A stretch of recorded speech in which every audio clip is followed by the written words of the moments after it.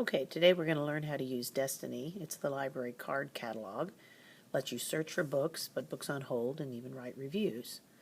So start out by going to Google Chrome, and this is the school homepage. Already at I Am a Student, and pick the book icon for Destiny. Choose our school, Washington Franklin Elementary. Now there are a few items on the homepage you might be interested in. Usually the next Family Reading Counts night shows up.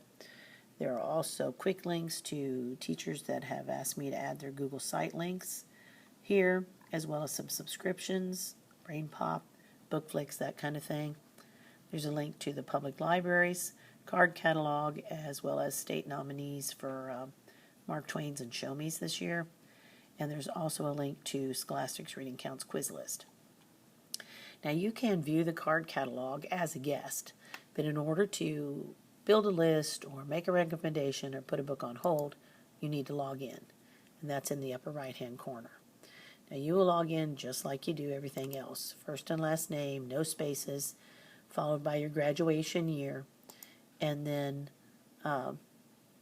XYZ and your lunch number. When you're on, it'll show your name up here in the corner. And then to get to the more student-friendly version, go ahead and click Catalog. This is the version I work with all the time, but kids seem to prefer Destiny Quest, and I understand why. Click Catalog, and then over on the left is Destiny Quest. Okay, from the main screen here, the top 10 books are kind of easy enough to determine. It shows you what's being checked out the most. If you'll click on Public Lists, you can see in-depth information on this year's Mark Twain nominees. There's a scrolling button that will take you through all 12 of them. You can say which ones are in, which ones are out. You can also look at the Show Me nominees that I'll be sharing with the first through third graders this year. And those are all in because I haven't read them yet. After that, we'll circulate. There's also a short ebook list there if you're interested in it as well.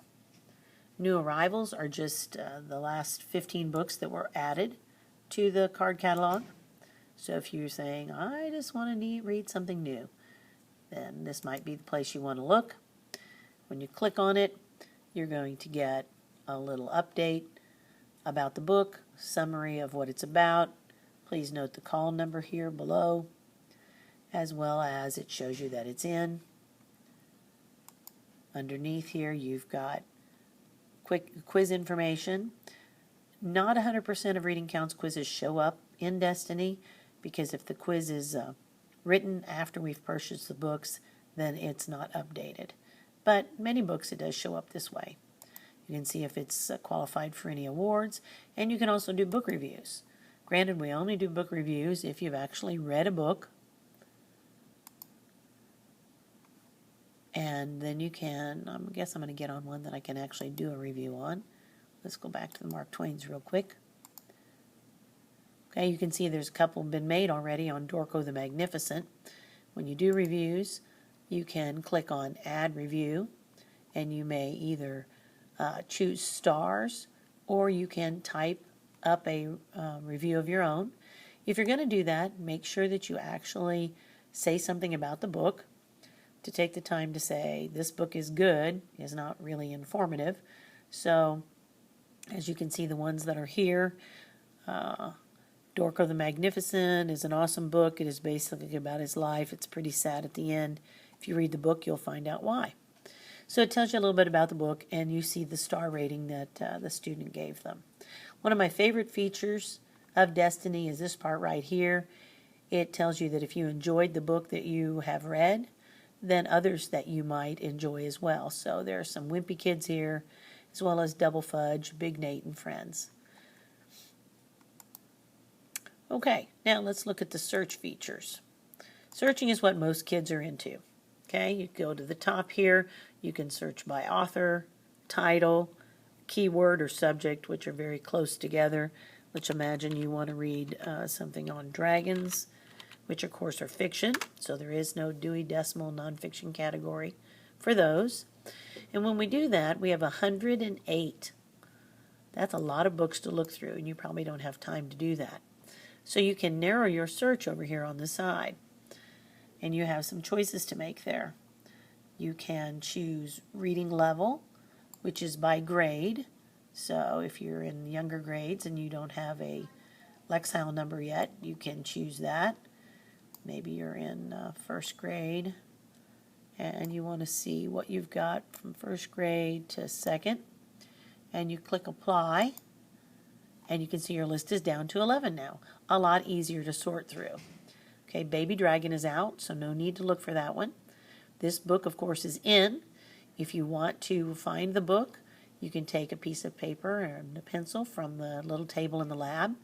Always write down the author, or sorry, the title of the book, and also the call number. In this case, it's EFIC-GRA, and that will let me know and you know that it's a picture book and where we go to look for it. Now, if you want a book that's out, let's say you want to read Komodo Dragons, then you can put the book on hold. And it's not accepting me right there. Let me click over here real quick. There we go. Catch back up to where we were. Booted me out and said I was a guest. Well, it's doing it again. I will log on real quick then so I can show you how that's done.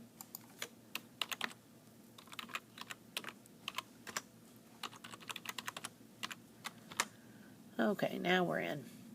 All right, so back to the dragon search.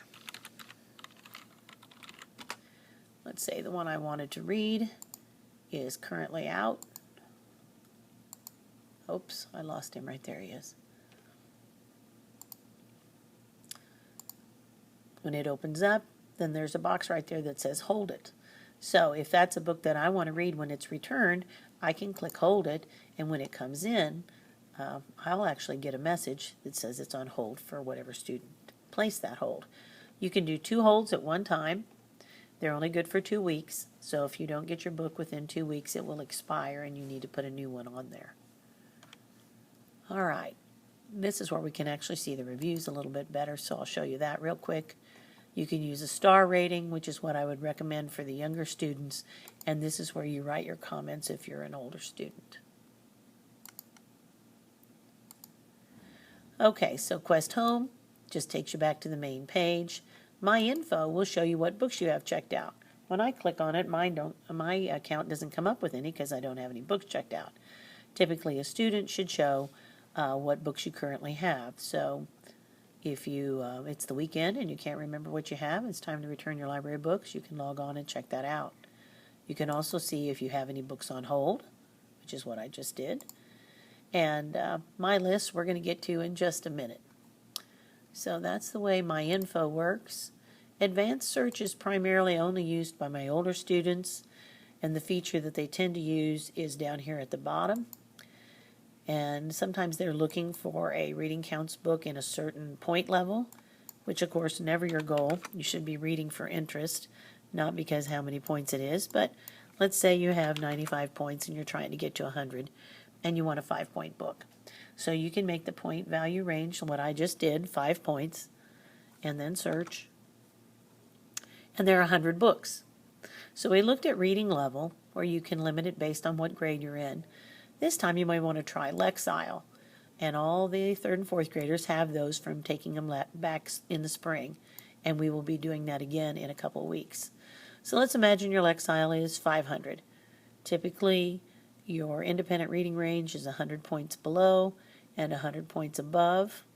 So let's make you about 400 to 600. It doesn't have to be exact. Close is good enough. You click apply and now you're down to 39 books. So this is a much more manageable group to browse through for what you might want to read.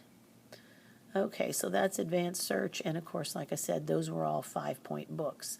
Follett Shelf really is not a feature that I find very valuable. You can click on it and look at it. I have yet to find a use for it. Logging out, of course, makes sense. It means it logs you out of the program, and then you exit. Down on the end, the paintbrush, there are only 5 different backgrounds, but you are welcome to change yours to suit your style if you would like. Most kids enjoy doing that. You can see it just changes it to molten metal. And then the other thing I want to talk about is the visual search. And that actually doesn't show up for me because it's not an option for the librarian. So I'm going to quickly log on as a student and show you what that would look like. The reason I want to go over it is because there are pictures, and that works much better for the first and second grade students.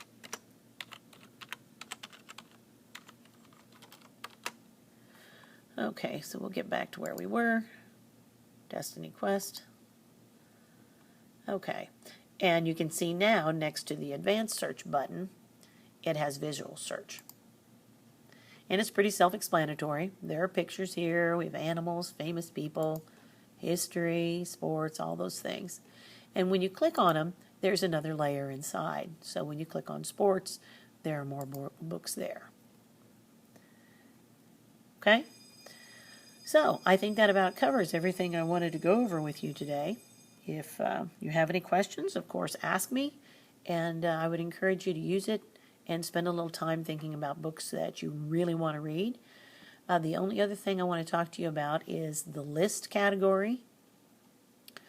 If you are at home and thinking about some books that you might want to read, these come up and you're like, oh yes, I'd like to read these. You can click and drag the books into the basket right over here on the side so that when you're in the library you can look them up. The list is just for your use. I don't do anything with it, but it'd be a way for you to make just, well, simply what it is, a list of books that you would be interested in reading perhaps sometime this year. All right, once again, if you have any questions, let me know. If not, explore and become more familiar with it.